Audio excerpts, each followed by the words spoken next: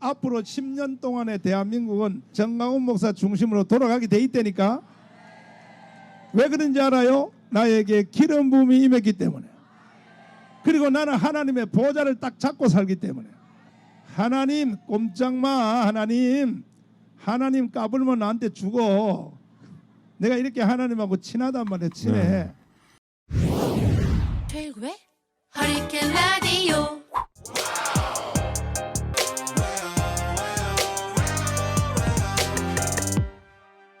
무거운 녀석들, 가벼운 뉴스는 가라. 무게 있는 뉴스만 골라서 서빙해드립니다. 무거운 녀석들! 무게 있는 뉴스 전해줄 무거운 녀석 두 분 나왔습니다. 뚱커벨 인사이트 K 배종찬 소장 어서 오세요. 안녕하십니까? 뚱블리 정상근 기자. 네, 안녕하십니까? 네. 자, 청취자 여러분, 코너 잘 듣고 계시면 끝에 퀴즈 내드리는데 금방 맞히실 수 있는 무게 있는 퀴즈 내드릴 거예요. 지금부터 무거운 두 분이 전해줄 무거운 뉴스 잘 들어보시기 바랍니다. 자, 뚱커벨 첫 번째 무게 있는 뉴스 뭐예요? 네, 합의 뒤집은 자유한국당입니다. 네, 예산안 뭐 이런 이야기죠 지금. 네, 예산안도 있고요. 그리고 신임 심재철 원내대표는 이 필리버스터를 철회하기로 했었는데, 예. 그렇지만 의원총회에서 추인을 받기는 해야 된다고 이야기를 하기는 했습니다. 그렇지만 예산안 합의가 충분하지 않다는 이유, 또 예산안에 대해서 합의해 줄 수 없다는 이유로 다시 필리버스터 철회를 보류했습니다. 그리고 오늘 본회의죠. 마지막 날인데 정기국회. 네. 오늘 예산안을 올리기로 했는데 올리지 못했습니다. 역시 네. 이 합의안을 손바닥 뒤집었다. 자유한국당 이렇게 이인영 대표는 이야기를 했는데요. 이인영 원내대표는 지금 자유한국당에서 예산안 발목을 잡고 있는 것은 일종의 예산 심사 쇼다. 할 건 다 했는데 또 뭐 때문에 안 되느니 선심성 예산 때문에 안 되느니라고 이야기하는 건 발목 잡기 아니냐. 한편 자유한국당은 충분히 심의가 이루어지지 않았다. 이렇게 또 반발하고 나섰습니다. 네. 자, 뚱블리 기자. 네. 지금 국회 오전에 이제 본회의 개회는 했는데 지금은 뭐들 하고 있어요? 지금 이 민식이법 등 법안들을 처리를 하고 그다음에 정회를 한 상태였는데 네. 오후 2시에 이 속개를 하기로 했었거든요. 예. 근데 아직 뭐 속개했다는 소식은 들려오지 않고 있습니다. 예. 그 어제 이제 심재철 원내대표 당선 후에 이제 이 처음으로 여야가 좀 합의를 한 건데 네네. 부담이 크겠어요.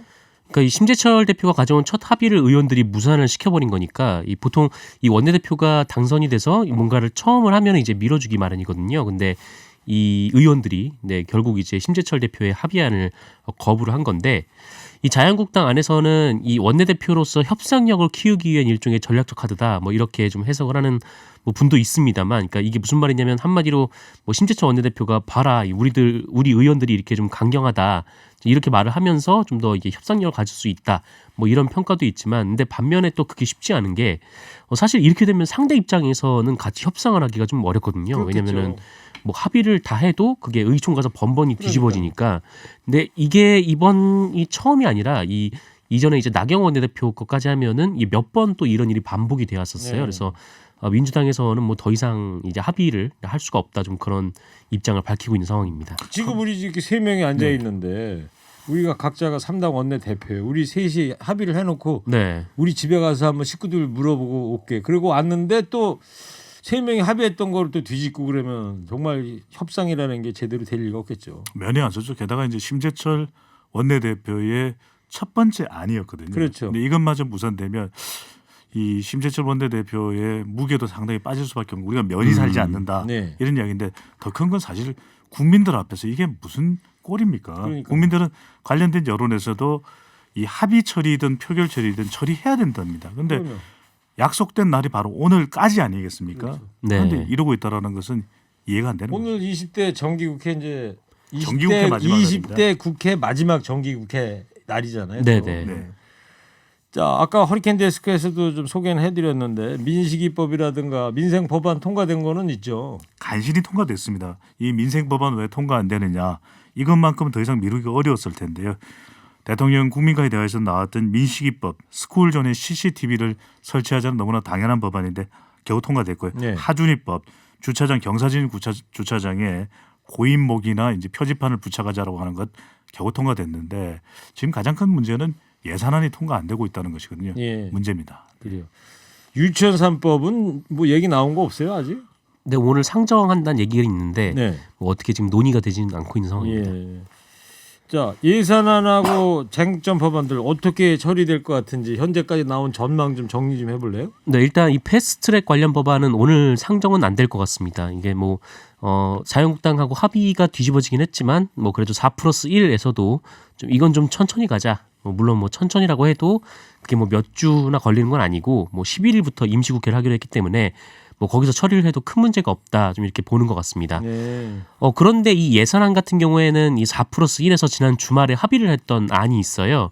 그러니까 정부안이 513조 5천억인데 여기서 한 1조 2천억 정도를 이 순삭감한 규모로 그러니까 5당이 이제 합의를 했었거든요. 그래서 이거는 좀 무조건 오늘 정기국회에서 처리를 해야 되는 그런 상황입니다. 근데 이 자유한국당이 좀 합의에 참여하지 않는 상황이기 때문에 근데 만약에 이 자유한국당과 다시 참여를 해서 합의를 한다라고 해도 이게 합의가 끝나도 이거를 뭐 그 예산안을 표로 정리하는 작업들이 그러니까 실무 작업들이 꽤나 시간이 걸리거든요. 그걸 영어로 뭐 시트 작업한다고 그러더라고요. 네네. 근데 그렇게 되면 이 정기국회 회기 일정이 종료가 되니까 아마 이 예산안 같은 경우에는 이 4+1에서 이미 합의했던 그 안으로 통과가 되지 않을까 이렇게 전망이 나오고 있습니다. 오늘 중에요? 네, 오늘 오후에 통과가 될 것으로 좀 예상이 되고 있습니다. 네, 알겠습니다. 에밀레 종소리가 뚱 하는데 4472 청취자께서요. 헉!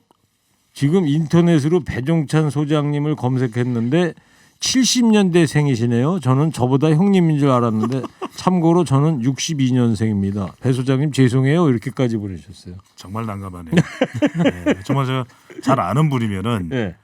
내게 모욕감을 줬어 이렇게 하면 할 텐데 우리 또 애청자분이라 아니 뭐 형님 제가 불러드려야죠. 네. 자, 두 번째 무게인 뉴스 뭡니까? 네, 변혁 시작부터 삐끗입니다. 바른미래당에서 비당권파 네. 창당 준비하는 그 변혁이죠. 네. 지난 주말에 이 비당권파 이제 또 창당 선언도 했어요. 네, 이 손학규 바른미래당 대표에 반대하는 이 비당권파 의원들이 이 변화와 혁신을 위한 비상행동, 그러니까 변혁, 네, 변혁이라는 것을 만들어서 이 당내 의견 그룹으로 활동을 해왔는데요. 네. 이 변혁이 엊그제 이 창당을 선언을 했습니다. 네. 이 변혁은 이 공정과 왜 정의를 이렇게 강조를 하는 거예요? 네, 왜 이렇게 강조를 하는 거예요? 이게 발음을 좀 똑바로 해야 돼가지고 변혁. 네, 무거운 무겁게 주제입니다. 네. 또 네. 그래서 이 변혁은 이 공정과 정의를 앞세워서 이 수도권, 이 중도 보수, 뭐 청년을 공략하겠다라는 얘기였는데 이 창당 선언 행사에서도 뭐 청바지에 뭐 하늘색 상의, 좀 파란 니트 이런 차림으로 좀 젊은 느낌을 강조하기도 예. 했고요.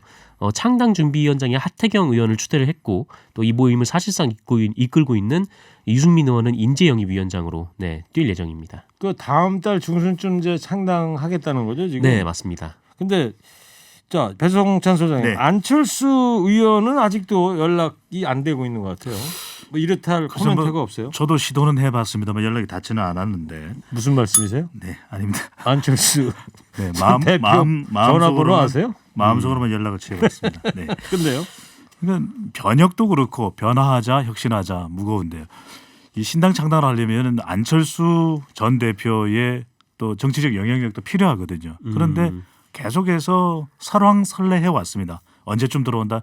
11월 말에 들어온다는 이야기도 있습니다. 이미 지났죠. 12월 말에 들어온다는 이야기도 1월 초에 합류한다. 그런데 이 부분에 대해서 안철수 대표가 측근이죠. 이 김도식 전 비서실장을 통해서 의견을 내놨는데 12월 합류 예정이라는 기사는 사실과 다르다. 네. 이렇게 응답을 해서 지금 그래서 안철수 전 대표가 합류하기에는 충족돼 있는 상황도 아닙니다. 왜냐하면은 지금 바른미래당도 그렇고 이 신당도 지지율이 얼마나 나올지 알 수가 없거든요. 여기에 뛰어들었다가 안철수 전 대표 본인이 뭐 본전도 못 건질 가능성도 있는 것이고 그리고 차기 대선 후보로서의 지금 지지율이 낮은 편이라 당장 어떤 움직임을 취하기는 쉽지는 않아 보입니다. 네. 정상근 기자, 안철수계 없이 변혁 신당이 성공할 수 있을까요? 전망이 어떻습니까? 이게 사실 이 변혁 신당이라고는 하지만 그 기존의 바른정당 이랑 모양이 똑같거든요. 예. 여기서 이제 안철수계 의원들이 합류를 해야 뭔가 좀 의미 있는 그런 모습이 되는데 현재 이 안철수계 의원들 중에서도 합류를 한 사람도 없고 그 유일하게 이제 권은희 의원만 지금 합류를 한 상황이어서 지금으로서는 이 바른정당의 그 이상의 좀 파괴력을 좀 보여주기가 힘들다. 그래서 안철수 의원이 좀 합류를 해야 이게 좀 파괴력이 붙을 텐데 지금으로서는 이 신당의 성공을 좀 점치기가 어렵다. 좀 이런 평가가 나오고 있습니다. 네. 바른미래당의 그 손학규 대표 등 당권파들 입장은 어때? 이거 변혁의 창당 움직임과 관련해서? 그러니까 이제 당권파에서는 이제 목소리가 커지는 거죠. 봐라, 언제 안철수 전 대표가 변혁에 참여한다고 했느냐. 네.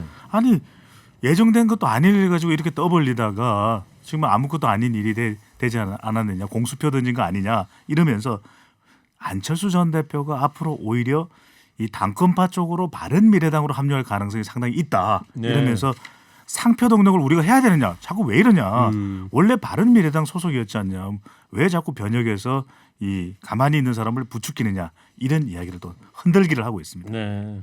그 당권파들의 이제 주장인 거죠. 주장인 거죠. 네. 알겠습니다.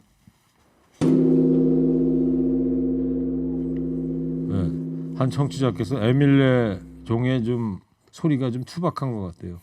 두 분 닮았나요? 이렇게 네네. 보내주셨네요. 뚱크 벨로 바꿔도 될 것 같고요. 에밀레 종을요. 에밀레 종 말고 이걸로 네. 아, 이게 더 아주 명징하네 네. 소리가. 골든 벨로. 예. 자, 세 번째 무게 뉴스 뭡니까? 정광훈 목사 출국 금지 뉴스입니다. 출국 금지 됐어요? 네, 그렇습니다. 정광훈 이 목사는 그동안 경찰로부터 계속해서 소환 조사를 요청받아 왔거든요. 그럼에도 불구하고 네 차례의 소환에 또 응하지 않자 지금 또 고발당한 상태입니다. 예. 그런데도 불구하고 응하지 않자 불응하자 경찰 정광훈 목사를 출국 금지 조치했습니다. 언제 했다고요? 출국 금지. 그러니까 언제? 출국 금지. 언제 했죠? 엊그제. 엊그제. 네, 네. 됐습니다. 그 내란 선동을 하고 있다는 건데 정광훈 목사 어떤 말을 했는지 육성을 좀 준비를 해봤는데 집회장에서 한번 들어볼게요. 앞으로 10년 동안의 대한민국은 정광훈 목사 중심으로 돌아가게 돼 있다니까. 왜 그런지 알아요? 나에게 기름 부음이 임했기 때문에. 그리고 나는 하나님의 보좌를 딱 잡고 살기 때문에. 하나님 꼼짝마. 하나님 까불면 나한테 죽어. 내가 이렇게 하나님하고 친하단 말이야. 친해. 네. 자, 김용임 씨라는 가수 있어요. 꼼짝마 밧줄로 꽁꽁 뭐 이런 노래 있거든요. 네. 네네. 하나님 꼼짝마 그러니까 그 갑자기 트로트 가사가 생각이 나는데 정상근 기자, 자, 네. 이 육성에 대해서 어떤 이야기들이 지금 나오고 있어요? 뭐 이런 좀 하나님 뭐 까불면 어쩌고저쩌고 막 이런 얘기도 좀 충격적인 얘기긴 한데 근데 이 그 종교적인 게 아니라 이 정치적인 발언도 굉장히 좀 많이 했거든요.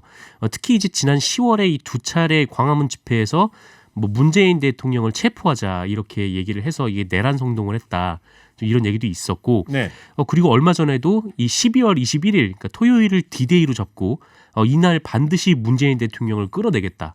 그러면서 문재인 대통령이 안 나오면 이 4.19식으로 진입을 해서 끌어내야 한다. 그러니까 12월 이렇게 21일 네네. 다음 주 이번 주 토요일 말고 다음 주 토요일이에요. 다음 주 토요일에 네. 그렇게 하겠다라는 것이죠. 네, 그럼 뭐 역시 자기 주장인 거고. 네 자기 주장입니다. 그또 배 수장님, 네. 하느님도 까불면 죽어 이런 말에서 지금 교단에서도 난리가 난 것 같더라고요. 난리가 났고요. 그리고 지금 정광훈 목사가 주도하고 있는 집회 자체도 종교 집회라고 이야기를 하지만 정치적 성격이 매우 강합니다. 그래서 밤늦게까지 되다 보니까 집회 장소 주변의 사람들도 너무 큰 피해를 주고 있기도 하고, 또 하나 여기서 중요한 것은 믿음에 대한 표현 방식은 다를 수 있습니다. 하지만 도를 넘지는 말아야 되거든요. 그렇죠. 그러니까 교단에서도 난리가 났지만 일반 그리스도 성도들 사이에서도 이 하나님도 까불면 죽어, 이건 정말 이렇게 표현을 해서는 안 되는 것이죠. 좀 더 순화된 표현을 써야 마땅한 것인데 네. 어떤 표현하고자 하는 뜻이 있다 하더라도, 그렇기 때문에 이게 과연 정광훈 목사가 도를 넘은 것 아니냐, 넘어섰다,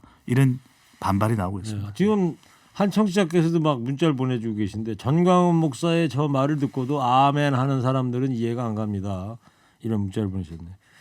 정상 기자, 근데 자 출국 금지도 됐고, 근데 네. 수사는 정광훈 목사에 대한 수사 왜 이렇게 지지부진해요? 지지부진하죠. 예. 근데 제가 아까 출국 금지를 엊그제 내려졌다 했는데 어제 내려진 걸로 좀 정정을 어제입니까? 하고요. 어제. 네네. 예. 근데 이 수사가 사실 이 고발이 들어간 게 최초 고발이 지난 6월이었어요. 예. 지난 6월에 한참 됐네요. 네네. 그러니까 이 한기초 관련해서 뭐 탈법적인 행위가 있다. 그래서 정광훈 씨가 좀 문제가 있다. 좀 이런 얘기가 좀 있었고. 6월이면 벌써 반년이에요. 지금 12월 달인데. 맞습니다. 이 평화나무라는 단체에서 그 정광훈 목사를 고발을 했는데, 그 이후로도 이제 10월에 또 내란 선동 혐의로 또 고발이 됐고, 또 그 이후에 이제 그 집회 현장에서 돈을 걷었다가 이게 좀 기부금법 위반으로도 고발이 됐는데, 지금 경찰이 4차례나 소환을 했거든요. 근데 네. 소환마다 다 불응을 했어요. 그래서 이 경찰에서는 계속 이렇게 안 나오면 이 체포영장도 검토를 할 수 있다. 좀 그렇게 얘기를 하고 있는 상황입니다. 근데 여기서 한 가지만 짧게 짚고 넘어가면은 이것에 대해서 뭐 종교적인 탄압 운운하는 이야기가 나오는데 그냥 일반적으로 출석에 응하지 않을 경우는 체포영장 발부하는 것이 맞고요. 그리고 또 사전 절차로서 출국 금지를 하는 것도 아주 일반적인 수사 진행 방식이라고 합니다. 네.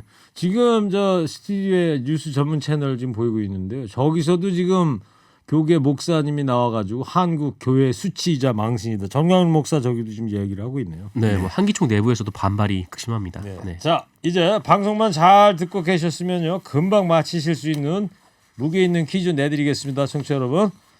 바른미래당의 비당권파 모임이 창당을 추진 중입니다. 이 모임을 뭐라고 부를까요? 뚱커벨 힌트 주세요. 네, 오늘은 특별히 뚱분리가 힌트를 주겠습니다. 왜 떠넘기세요? 아니 오늘 약속이 돼 있는 겁니다. 이게 지금 약속된 작업입니다. 약속했다고요? 네, 뭐 발목 잡는 네. 거 아닙니까? 약속해줘. 네, 방금 약속을 네. 빨리 해주시죠. 네. 네. 좀 변화와 혁신을 위한 모임 이거를 줄여서 아, 네. 그건 힌트가 아니고 정답 아니에요? 네? 아니 뭐 저 정상근 네. 기자 있으니까 이걸로. 정말 잔인한 힌트를 주네. 잔인한. 아니 그 네. 줄임말을 하면 다양한 이름이 나올 수도 있죠. 알겠습니다. 자, 정답 보내주십시오. 50원 유료 문자 샵 0951 TBS 앱 열려 있습니다. 상품도 무겁습니다. 두 분 상품 소개해 주세요. 여기 뚱커벨 말이죠. 네. 저 영어 1년 수강권 여기까지만 얘기를 하는 거예요. 드립니다는 정상근 기자가 하는 거예요. 아 그러네요. 네. 네. 역시 최고 앵커 다르시군요. 네. 지금까지 여보세요. 잔인한.